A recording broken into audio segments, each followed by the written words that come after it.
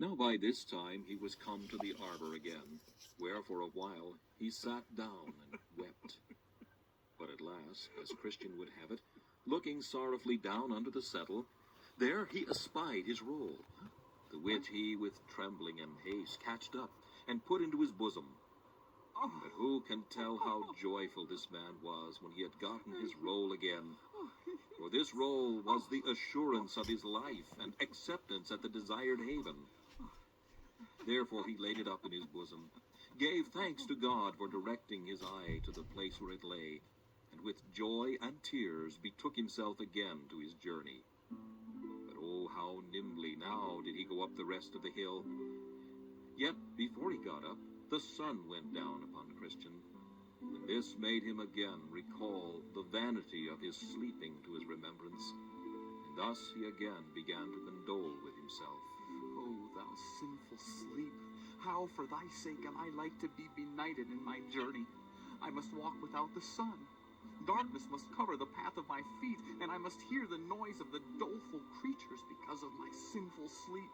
Now also he remembered the story that Mistrust and Timorous had told him of, how they were frighted with the sight of the lions. Then said Christian to himself again, These beasts range in the night for their prey. And if they should meet with me in the dark, how should I shift them? How should I escape being by them torn in pieces? Thus he went on his way. But while he was thus bewailing his unhappy miscarriage, he lifted up his eyes. Behold, there was a very stately palace before him, the name of which was Beautiful, and it stood just by the highway side. Now I saw in my dream that he made haste and went forward, that if possible he might get lodging there. Now before he had gone far, he entered into a very narrow passage, which was about a furlong off the porter's lodge. Looking very narrowly before him as he went, he espied 2 lions in the way.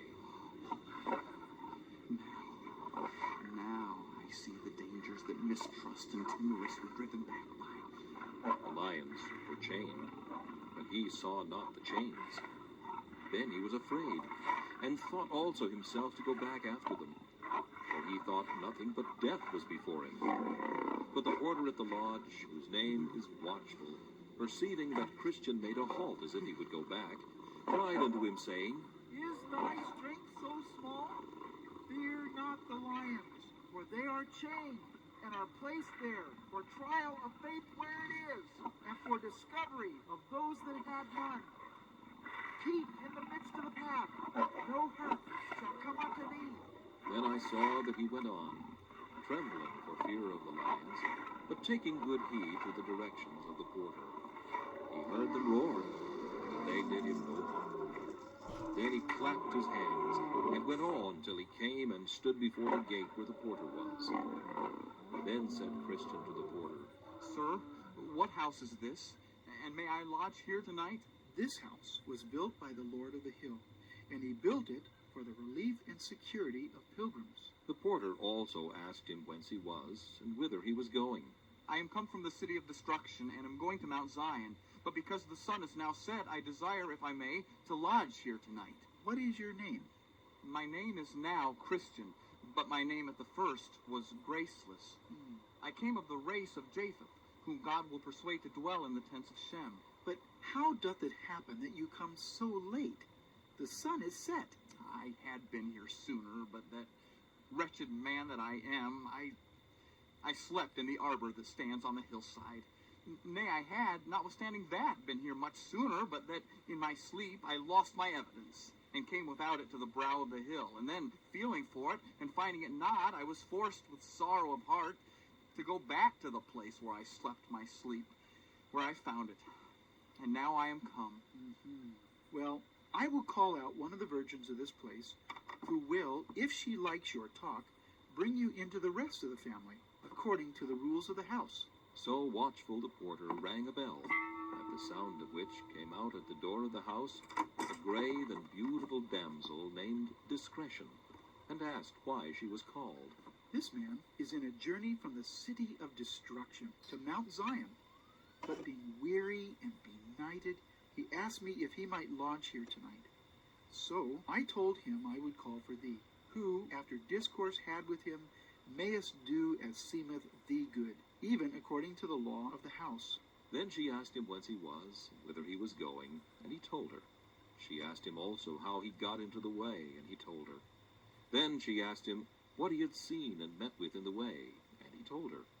And at last she asked his name. So he said, It is Christian, and I have so much the more a desire to lodge here tonight, because, by what I perceive, this place was built by the Lord of the Hill for the relief and security of pilgrims. So she smiled, but the water stood in her eyes. And after a little pause she said, I will call forth 2 or 3 more of the family. So she ran to the door and called out Prudence, Piety, and Charity, who after a little more discourse with him, had him into the family. And many of them, meeting him at the threshold of the house, said, Come in, thou blessed of the Lord. This house was built by the Lord of the Hill on purpose to entertain such pilgrims in. Then he bowed his head and followed them into the house. So when he was come in and sat down, they gave him something to drink, and consented together that, until supper was ready, some of them should have some particular discourse with Christian for the best improvement of time. And they appointed Piety and Prudence and Charity to discourse with him, and thus they began. Come, good Christian, since we have been so loving to you to receive you in our house this night, let us, if perhaps we may better ourselves thereby, talk with you of all things that have happened to you in your pilgrimage. Oh, with a very good will, and I am glad that you are so well disposed. What moved you at first to betake yourself to a pilgrim's life? I was driven out of my native country by a dreadful sound that was in mine ears, to wit, that unavoidable destruction did attend me if I abode in that place where I was. But how did it happen that you came out of your country this way? It was as God would have it. For when I was under the fears of destruction, I did not know whither to go. But by chance there came a man, even to me, as I was trembling and weeping, whose name is Evangelist. Keep that light in your eye, and go up directly thereto. So shalt thou see the gate, at which, when thou knockest, it shall be told thee what thou shalt do. And he directed me to the wicket gate, which else I should never have found, and so set me into the way that hath led me directly to this house. But did you not come by the house of the interpreter? Yes, and did see such things there, the remembrance of which will stick by me as long as I live. Especially 3 things, to wit, how Christ, in despite of Satan, maintains his work of grace in the heart, how the man had sinned himself quite out of hope of God's mercy, and also the dream of him that thought in his sleep the day of judgment was come. This night, as I was in my sleep, I dreamed, and behold, the heavens grew exceeding black.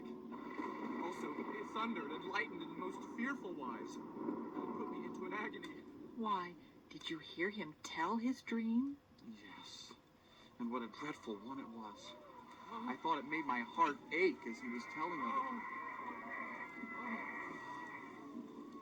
But yet I am glad I heard it. Was that all that you saw at the house of the interpreter? No, he took me and had me where he showed me a stately palace, and how the people were clad in gold that were in it, and how there came a venturous man and cut his way through the armed men that stood at the door to keep him out, and how he was bid to come in and win eternal glory. Methought those things did ravish my heart. I would have stayed there at that good man's house a 12-month, but that I knew I had further to go. And what saw you else in the way? Saw? Why, I went but a little further, and I saw one, as I thought in my mind, hang, bleeding upon the tree. And the very sight of him made my burden fall off my back, for I groaned under a very heavy burden.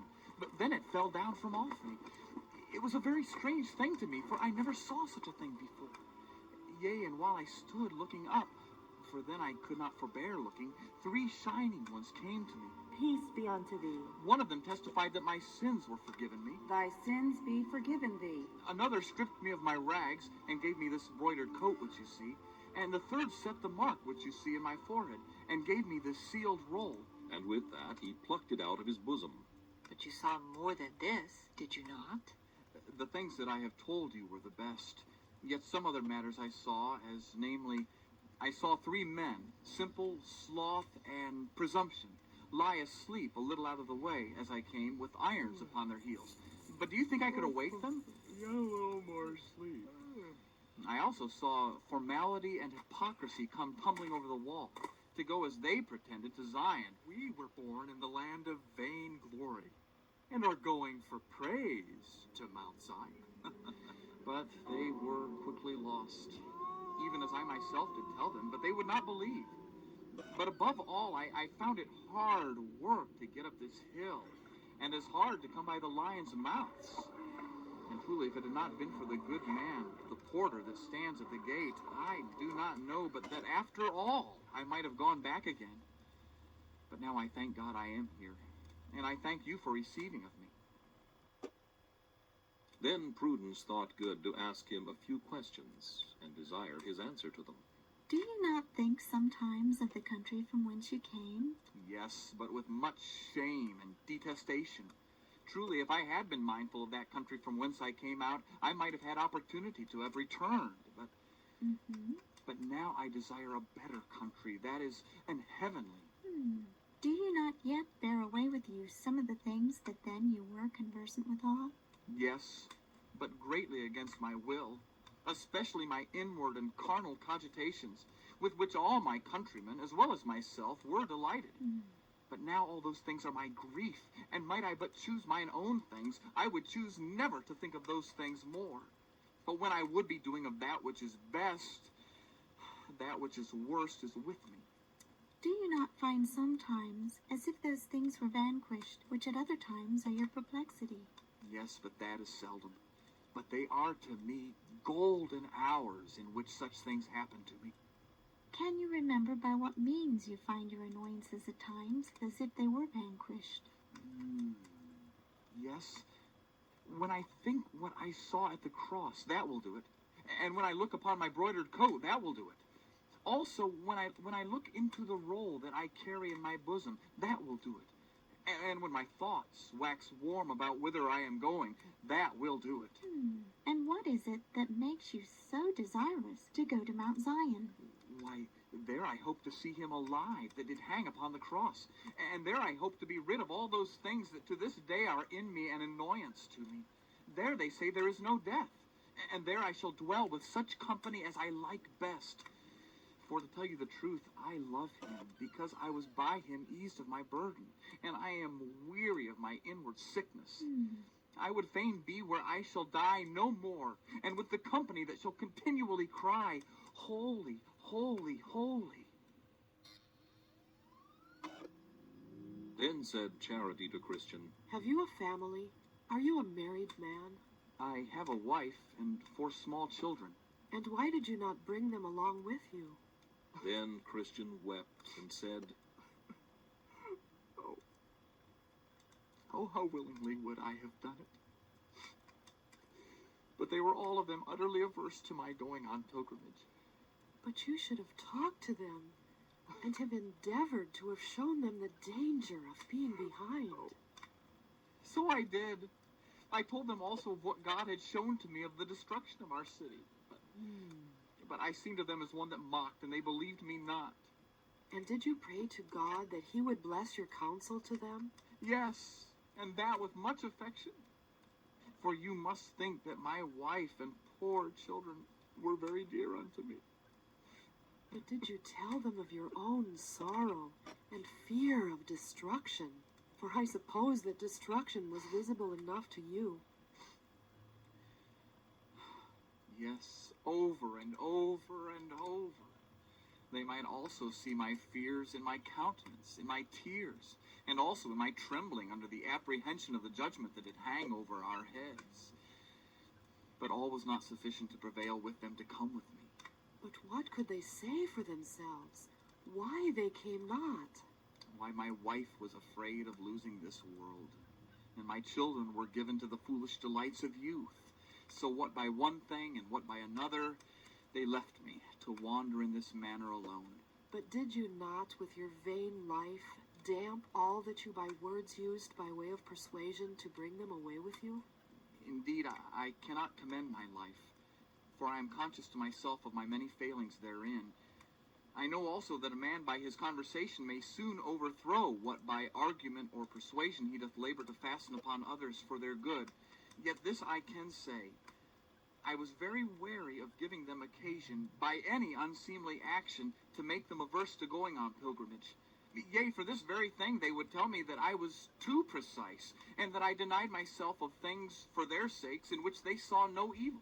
Nay, I think I may say that if what they saw in me did hinder them, it was my great tenderness in sinning against God, or of doing any wrong to my neighbor. Indeed, Cain hated his brother, because his own works were evil, and his brother's righteous. And if thy wife and children have been offended with thee for this, they thereby show themselves to be implacable to good, and thou hast delivered thy soul from their blood.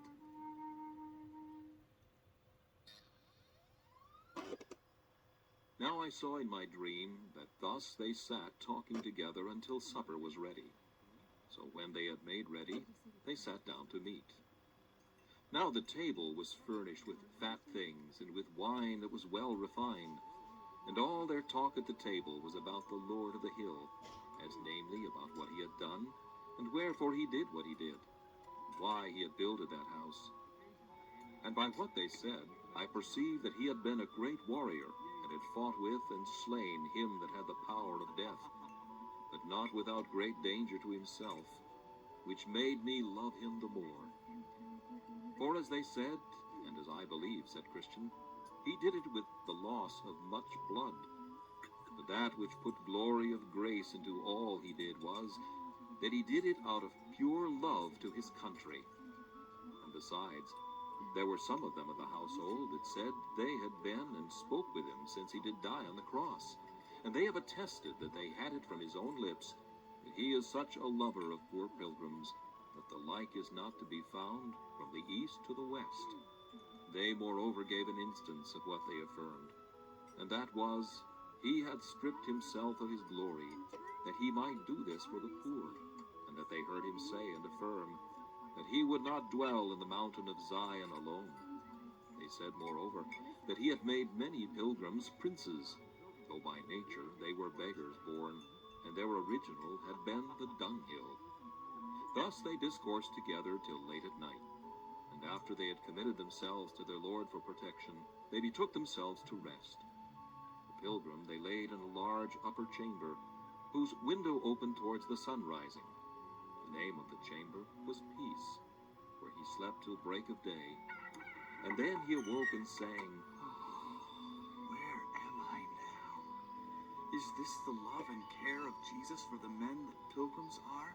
Thus to provide that I should be forgiven, and dwell already the next door to heaven.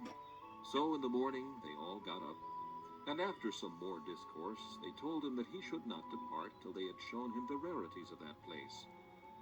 And first they had him into the study, where they showed him records of the greatest antiquity, in which, as I remember my dream, they showed him first the pedigree of the Lord of the hill, that he was the son of the Ancient of Days, and came by that eternal generation. Here also was more fully recorded the acts that he had done, and the names of many hundreds that he had taken into his service, how he had placed them in such habitations that could neither by length of days nor decays of nature be dissolved. Then they read to him some of the worthy acts that some of his servants had done, as how they had subdued kingdoms, wrought righteousness, obtained promises, stopped the mouths of lions, quenched the violence of fire, escaped the edge of the sword, out of weakness were made strong, waxed valiant in fight, and turned to flight the armies of the aliens. Then they read again in another part of the records of the house, where it was showed how willing their Lord was to receive into his favor any, even any, though they in time past had offered great affronts to his person and proceedings. Here also were several other histories of many other famous things, of all which Christian had a view, as of things both ancient and modern, together with prophecies and predictions of things that have their certain accomplishment, both to the dread and amazement of enemies, and the comfort and solace of pilgrims. The next day they took him and had him into the armory, where they showed him all manner of furniture which their Lord had provided for pilgrims, as sword, shield, helmet, breastplate, all prayer, and shoes that would not wear out. And there was here enough of this to harness out as many men for the service of their Lord as there be stars in the heaven for multitude. They also showed him some of the engines with which some of his servants had done wonderful things. They showed him Moses' rod, the hammer and nail with which Jael slew Sisera, the pitchers, trumpets, and lamps, too, with which Gideon had put to flight the armies of Midian. Then they showed him the ox's goad, wherewith Shamgar slew 600 men. They also showed him the jawbone with which Samson did such mighty feats. They showed him, moreover, the sling and stone with which David slew Goliath of Gath, and the sword also with which their Lord will kill the man of sin in the day that he shall rise up to the prey. They showed him besides many excellent things, with which Christian was much delighted. This done, they went to their rest again. Then I saw in my dream that on the morrow he got up to go forward, but they desired him to stay till the next day also. Then, said they, We will, if the day be clear, show you the delectable mountains, which will yet further add to your comfort, because they are nearer the desired haven than the place where at present we are. So he consented and stayed. When the morning was up, they had him up to the top of the house, and bid him look south. So he did. Behold, at a great distance, he saw a most pleasant mountainous country, beautified with woods, vineyards, fruits of all sorts, flowers also, with springs and fountains, very delectable to behold. Then he asked the name of the country. It is Emmanuel's land, and it is as common as this hill is to and for all the pilgrims. And when thou comest there from thence, thou mayest see to the gate of the celestial city, as the shepherds that live there shall make appear. Now he bethought himself of setting forward, and they were willing he should. But first, let us go again into the armory. So they did. And when they came there, they harnessed him from head to foot with what was of proof, lest perhaps he should meet with assaults in the way. He being therefore thus accoutred, walketh out with his friends to the gate, and there he asked the porter if he saw any pilgrims pass by. And the porter answered, Yes. Pray, did you know him? I asked him his name, and he told me it was Faithful. Oh, I know him. He is my townsman, my near neighbor. He comes from the place where I was born. How far do you think he may be before? He has got by this time below the hill. Well, good porter, the Lord be with thee, and add to all thy blessings much increase for the kindness that thou hast showed to me. Then he began to go forward, but discretion, piety, charity, and prudence would accompany him down to the foot of the hill. So they went on together, reiterating their former discourses, till they came down the hill. Then said Christian, As it was difficult coming up, so far as I can see, it is dangerous going down. Yes, so it is. For it is a hard matter for a man to go down into the valley of humiliation as thou art now, and to catch no slip by the way. Therefore we come out to accompany thee down the hill. So he began to go down, but very warily, yet he caught a slip or two. Then I saw in my dream that these good companions, when Christian was gone to the bottom of the hill, gave him a loaf of bread, a bottle of wine, and a cluster of raisins. And then he went on his way. But now